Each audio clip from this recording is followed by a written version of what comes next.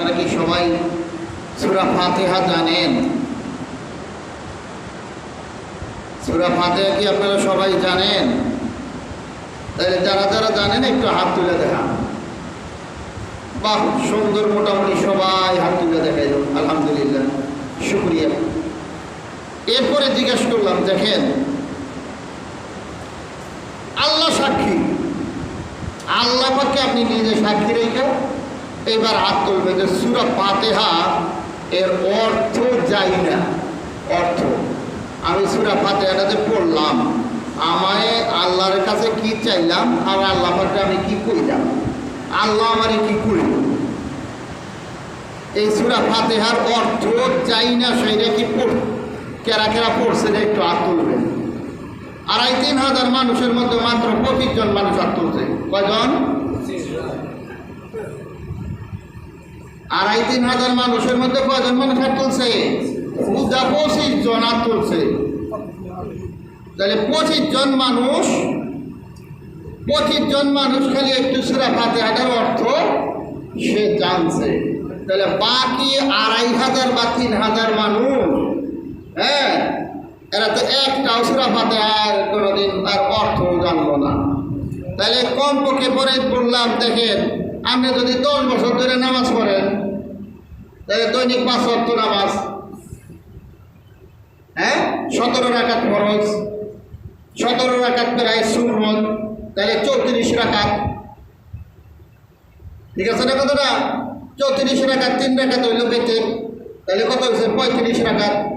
তাহলে 1 রাকাতে একবার সূরা ফাতিহা পড়লে আপনি 35 বার পড়ছেন। তাহলে 35 বার সূরা ফাতিহা পড়ার পর দৈনিক আপনি পড়লেন, এরপর আপনি অর্থই জানেন না, হাফের মন্ত্র পড়লেন, আল্লাহ আপনারে কি কইলো এটা আপনি জানলেন না, সারা জীবন পড়েই গেলেন।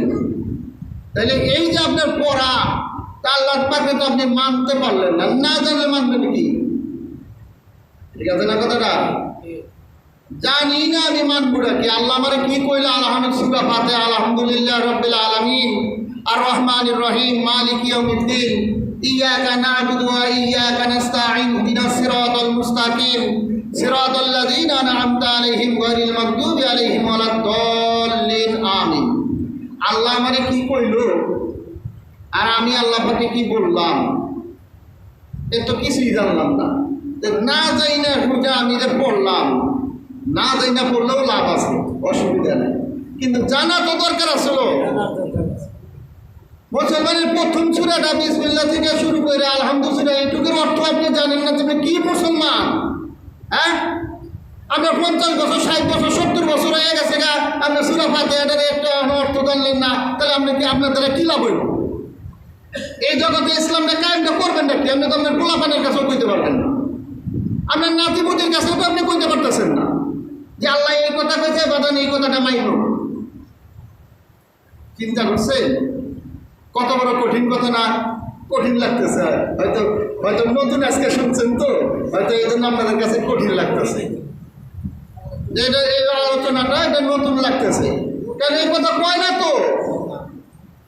আপনি সূরা ফাতিহার মধ্যে আল্লাহ পাকের কাছে কি বললেন? আপনি আলহামদুলিল্লাহ রাব্বিল আলামিন, স্বাভাবিক, সরল, সঠিক, সোজা অর্থ, স্বাভাবিক অল্প অর্থ, যে আলহামদুলিল্লাহ রাব্বিল আলামিন, আল্লাহ পাক যতটা ওনার বিশ্ব রয়েছে, যতটা আলম রয়েছে, যত সৃষ্টি জগৎ রয়েছে, সমস্ত সৃষ্টি জগতের মালিক আল্লাহ, ওই আল্লাহ পাকের প্রশংসা করলেন, আলহামদুলিল্লাহ।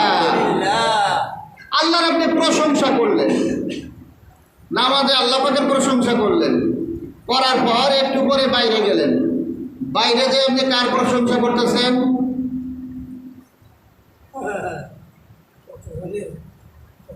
হ্যাঁ, এইবার যদি আসল কথা কই, তখন তো কইবেন হুজুরে জামাত করে, নাইলে বিএনপি করে, নাইলে আওয়ামী লীগ করে, নাইলে জাসদ করে, নাইলে জাতীয় পার্টি করে, তখন তো দলের মধ্যে ঠেলে দেওয়া লাগবেন। হাসা কথা বলে আপনি তো বাইরে যে একটা দল না একটা দল আপনি সাপোর্ট করতেছেন, হ্যাঁ প্রশংসা করতেছেন। আল্লাহ পাকের প্রশংসা বাদ দিয়ে আপনি করলেন কার প্রশংসা?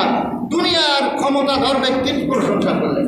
আলহামদুলিল্লাহ রাব্বিল আলামিন আপনি বললেন আল্লাহ পাককে, কিন্তু স্বীকার করলেন যে আরেকটা যার ধরনে মুসলমানদের ভিতরে কোনো শান্তি নাই, অশান্তি বিরাজ করতেছে। আর রহমানুর রহিম বললেন ঠিকই, আল্লাহ পাকের ভিতরে দয়া, সে দয়া আল্লাহ পাকের কাছে না চাই, আমরা চাইতে যাই আরেকজনের কাছে। মালিক ইয়াউমিদ্দিন, যে আল্লাহ পাককে মালিক বানাইছি আমার ইহকাল এবং পরকাল। মালিক না, এখন আমরা কার মালিক করি? আছে নাকি? বুঝাছে কিছু? আমরা এক একজনের মালিক আমরা নিজেরা বানায় নিয়েছি। এমন আমরা মালিক বানাইছি যে মালিকদের কাছে গেলে কিছুই পাওয়া যায় না, দেও ধরে, ন্যায় ছাড়া দেয় না। তারপরে আমরা মালিক বানাইছি। আল্লাহ পাক তো এই জন্য বলতেছে, আল্লাহ পাক রব্বুল আলামিন স্বয়ং আল্লাহ পাক বলতেছে যে আমি তোমাদের মালিক। তাহলে তোমাদের তো টেনশন নাই। আল্লাহ তো বলতে পরিচয় দিল, আমি তোমাদের মালিক, এখানে দরকার সর্ব অবস্থায় তোমাদের আমি মালিক। তাহলে মালিককে আমার তো মালিক আছে, স্বীকার উনি নিজেও করতেছে।